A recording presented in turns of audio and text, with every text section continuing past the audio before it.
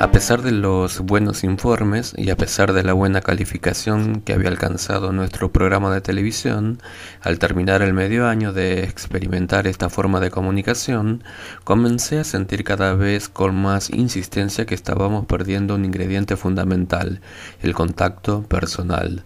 De manera que antes de que la segunda serie de programa de televisión terminara, yo comencé de nuevo a salir a las calles y a hablar con los muchachos y muchachas, cara a cara. Tan pronto como lo hice, comprendí que había dado con la clave vital para trabajar con eficacia entre la gente. Jesús no tenía ni televisión ni la palabra escrita para ayudarle. Su ministerio era personal, cara a cara. Estaba involucrada siempre la cálida personalidad. Supe tan pronto como retorné a mi técnica original de salir a las calles que también este método era el método mío. De manera que todas las mañanas cerraba la puerta de mi despacho en el Boulevard Victoria, subía al vapor de la travesía y luego entraba en el subterráneo, y tan pronto como llegaba a Brooklyn, simplemente comenzaba a hablar con los muchachos, con quienes me encontraba. Una y otra vez respondían. Podía observar el cambio que se producía ante mis ojos como había ocurrido en el estadio Saint Nicholas, pero cuanto más éxito tenía mi trabajo en la calle, tanto más comprendía que debíamos tomar una resolución respecto de la necesidad de organizar un sistema de visitas continuas a los jóvenes. Con la mayoría de los muchachos yo quedaba satisfecho si podía dejarlos establecidos en alguna buena iglesia local, pero con los muchachos que pasaban por serias dificultades o que no tenían casa se necesitaba alguna otra forma estrecha de comunicación y contacto. Una mañana, después de haberme bajado del vapor al pie de Manhattan, descendí las escaleras hasta el subterráneo que me llevaría a Brooklyn. A esta altura el subterráneo hace una curva, y en esa curva las ruedas rechinan furiosamente. Este lugar tendrá siempre especial significado para mí, porque fue allí, entre los chirridos del subterráneo, que de repente vi que adquiría forma mi viejo sueño. Surgió plenamente desarrollado en mi mente. La casa que había soñado podría llamarse Centro de Rehabilitación para la Juventud. Estaría ubicada en el corazón mismo de la zona más belicosa de la ciudad. Sería la sede para una docena o más de obreros que compartirían mis esperanzas respecto de los jóvenes que nos rodeaban, obreros que se darían cuenta del maravilloso potencial y la trágica pérdida de esos jóvenes. Cada obrero sería un especialista. Uno trabajaría entre los muchachos de las pandillas, otro con los muchachos adictos a las drogas, otro entre los padres, otro con los niños. Habría obreras también, algunas se especializarían en el trabajo entre las jóvenes miembros de las pandillas, otras con las jóvenes que tuvieran problemas de carácter sexual, otras con las adictas a las drogas. Allí, en el Centro de Rehabilitación para la Juventud, crearíamos una atmósfera tan cargada del mismo amor renovador que había observado en las calles, que al caminar dentro equivaldría a tener la convicción de que algo emocionante estaba en ciernes. Y aquí podríamos traer a los jóvenes y muchachas que necesitaban ayuda especial. Vivirían en un ambiente de disciplina y afecto. Participarían en los cultos de oración y en nuestros estudios. Observarían cómo los cristianos viven y trabajan juntos, y a ellos mismos se les asignarían trabajos. Sería un centro de reclutamiento en donde se les prepararía para la vida del espíritu. En el verano del año 1960, después de haber trabajado exclusivamente en la ciudad durante casi un año, comencé a expresar en voz alta mi sueño. Durante viajes destinados a recolectar dinero, predicaba respecto de la necesidad. Entre nuestras iglesias en Nueva York, pinté el cuadro tal como lo había soñado, pero siempre se me respondía igual. David, este sueño tuyo tiene un inconveniente. Requiere dinero. Esta afirmación era exacta, naturalmente. Parecía que nunca teníamos más de $100 en nuestra cuenta corriente. Fueron necesarias las numerosas reconvenciones de Gwyn para despojarme del temor de lanzarme a la empresa, en razón de que no tenía dinero. Gwyn vino a Nueva York tan pronto como finalizó el año escolar en Pittsburgh. Hallé un pequeño departamento cerca de la oficina en State Island, No es exactamente el Hotel Conrad Hilton, le dije a Wynne al llamarla por teléfono a larga distancia, pero cuando menos estaremos juntos. Haz las valijas, puesto que viajo a buscarte. Querido, dijo Wynne, no me importa si tenemos que vivir en la calle, mientras vivamos juntos. Así que Wynne vino a Nueva York. Apiñamos todos nuestros muebles en 4 cuartos, pero éramos inmensamente felices. Wynne seguía de cerca todos los aspectos de nuestro nuevo ministerio. Estaba particularmente interesada en mi sueño de tener una organización de obreros que tuviera el centro de rehabilitación como casa propia. David, me dijo una noche, después que yo me hubiera quejado de nuevo respecto de la falta de fondos, debiera darte vergüenza. Abordas este problema al revés. Tratas de recolectar el dinero primero y luego comprar la casa. Si procedes con fe, debieras consagrarte primero al centro de rehabilitación, David, y luego recolectar el dinero para su adquisición. Al principio me pareció que era la forma típica de pensar de una mujer, pero cuanto más meditaba en esta idea, tanto más me hacía recordar historias bíblicas. ¿No era siempre cierto que el hombre tenía que proceder primero, con frecuencia mediante un gesto que parecía necio, antes de que Dios realizara portentosos milagros? Moisés tuvo que extender su brazo en dirección al mar antes que sus aguas se dividieran.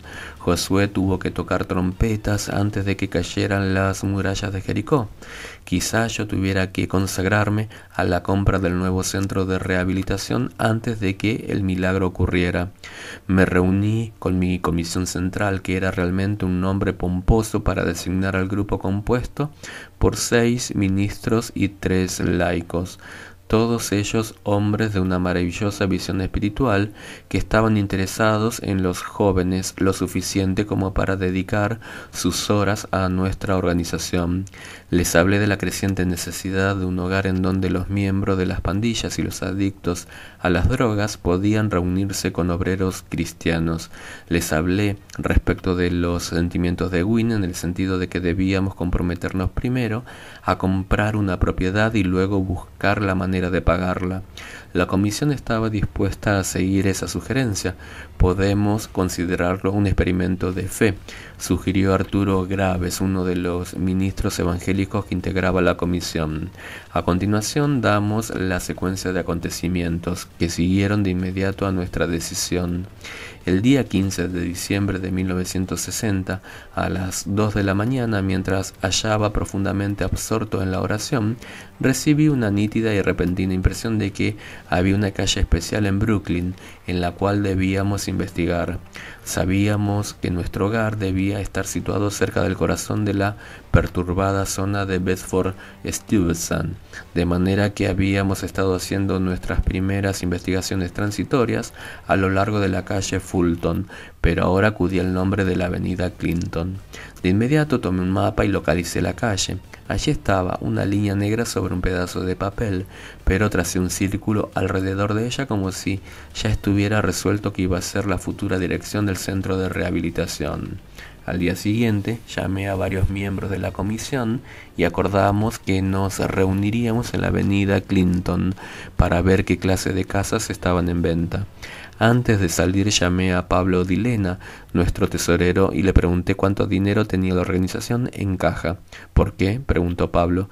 Bueno, estábamos pensando ver algunas casas en la avenida Clinton. Excelente, dijo Pablo. En este momento tenemos un saldo de $125,73. ¿No le preocupa? No, si nuestro experimento nos resulta, lo mantendremos al tanto. La primera casa que miramos parecía adecuada para nuestras necesidades. Era un edificio viejo con un deteriorado letrero que decía «Se vende», puesto al frente, y aunque el aspecto general era algo deprimente, cuanto menos el precio de $17,000 parecía razonable. Un anciano nos mostró el lugar. Las negociaciones progresaron hasta discutir las condiciones de pago, y esas condiciones parecerían buenas. Regresamos, preguntándonos con qué rapidez todo esto había trascendido, pero cuando volvimos al día siguiente, el anciano comenzó a poner dilaciones. Las cosas continuaron así por varios días hasta que finalmente comenzamos a preguntarnos si quizás no debíamos mirar en otra parte, de manera que decidimos investigar otra casa en la avenida Clinton que tenía un letrero «Se vende» en la ventana. Había consultado sobre nuestro dinero en caja. Me habían informado a cuánto ascendía nuestro capital. Teníamos ahora menos de $100 en el banco. Y esta vez, en lugar de mirar una casa que costaba $17.000, estábamos hablando con el dueño de una propiedad de $34.000. Había sido un sanatorio particular. En muchos aspectos, este edificio era ideal para el centro. Estaba completamente dotado de camas, oficinas y comodidades para el personal. El hombre nos rebajó el precio mientras le hablábamos. Estaba a punto de firmar el contrato, aun cuando teníamos solamente $100 en el banco, y aunque el edificio era húmedo y tenía un aspecto frío de institución. Antes de tomar decisión alguna, dijo Dick Simmons, un joven ministro presbiteriano que integraba nuestra comisión: tengo la llave de una casa en la vereda de enfrente. Yo creo que debemos mirarla primero. ¿Cuánto vale? Le pregunté. Dick vaciló. Vale $65.000. Espléndido, dije. Cada vez que mirábamos una casa nueva, el precio sube y nuestro capital baja. Estábamos pensando en comprar una casa de $17.000 cuando teníamos $125 en el banco. Después miramos una casa de $34.000 cuando teníamos $100. Y ahora vamos a ver una casa de $65.000. Debemos haber pagado algunas cuentas grandes.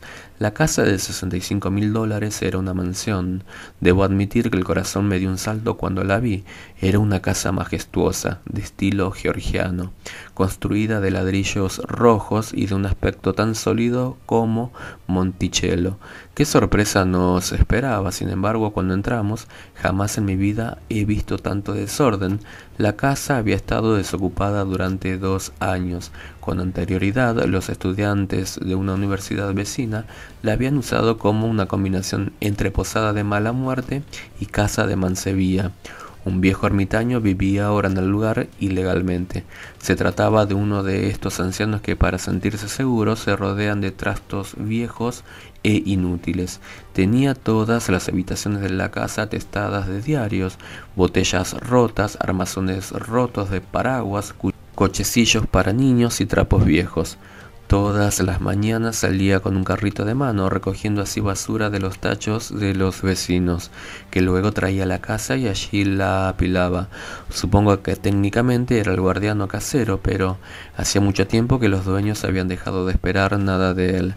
La mayor parte de los caños de agua estaban rotos, el revoque se desprendía del techo y paredes, los pasamanos estaban sueltos y a punto de desplomarse, y las puertas habían sido arrancadas de sus bisagras, pero al examinar la casa uno podía darse cuenta de inmediato que esta había sido una mansión realmente espléndida. Tenía el edificio un ascensor particular que iba al segundo piso. Había toda una sección destinada a dormitorio de la servidumbre. El sótano era seco y sólido, así también como las paredes.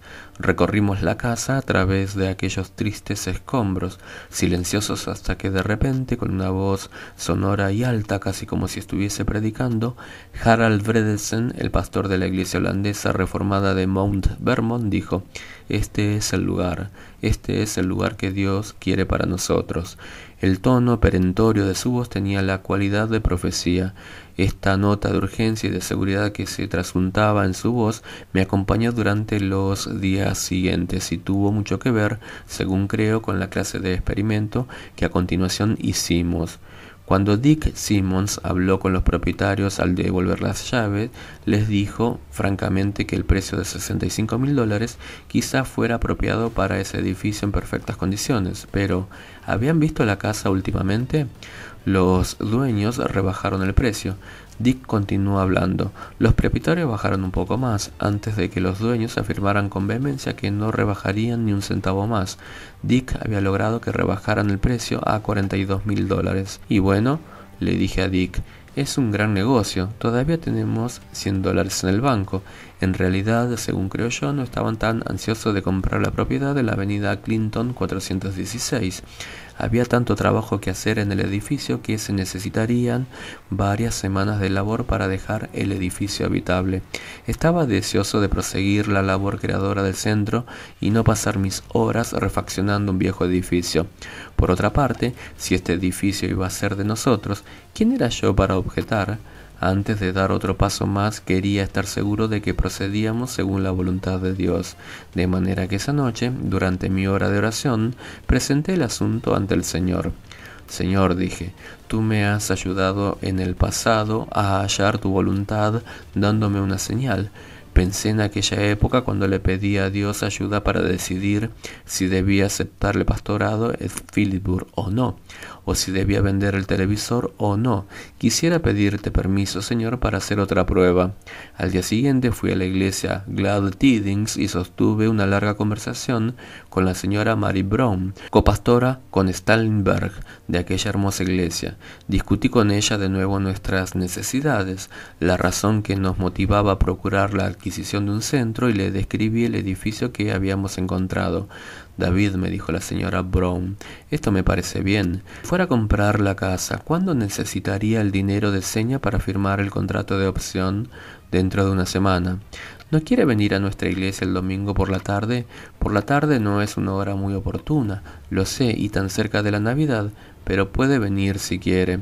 Era una oportunidad extraordinaria y de muy buena gana le respondí afirmativamente.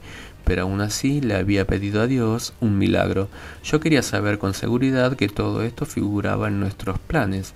Sabía que la suma mayor de la iglesia Glad Tidings había recolectado para las misiones domésticas en un solo culto era $2,000. Necesitábamos más del doble de esa cantidad. Debíamos pagar por adelantado el 10% del valor de la casa, suma que ascendía a $4,200. Pero Señor, dije esa noche en oración, si tú quieres que yo tenga ese edificio, puedes hacérnoslo saber con seguridad, permitiendo que recojamos esa suma en una sola tarde. Esto era difícil en sí, pero como Gedeón hice las cosas más difíciles aún. Y además, Señor, permíteme que recolecte esos fondos sin tener que mencionar cuánto necesitamos. Hice una pausa. Y todavía dije, haz que pueda recoger esa suma sin hacer siquiera un pedido, que sea algo que la gente quiera hacer de propio corazón.